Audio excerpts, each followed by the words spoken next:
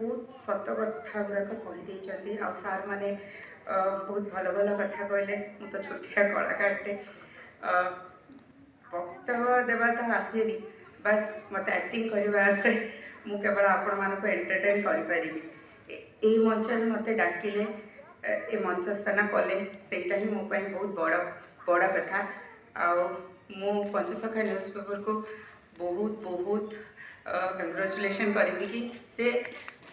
paper Biku बा न बिकू किंतु से 3 वर्ष ऑलरेडी कंप्लीट कर सारे तो नहीं आशा करुँची मोर जो सीरियल चली तुम बिना जे सार्थक आपण मैंने देखुए एंड गोटे अलग रूप में मत देखुए सब मत केवल रागी आपको गाली करवा ताको गाली करवा एवं तो किसी दिन है मो माँ चरित्र करुँची मुझे जानी आपण मान मन को केते छुई पारि बट दिलीप भाई मत कहले मो विषय किसी कहवाई से कहीदेली एक्चुअली ये मंच आज मोर नुह यहाँ पंचसखार मंच न्यूज़ पेपर मंच बट दिलीप भाई मत कहले से आपणर कहीदेली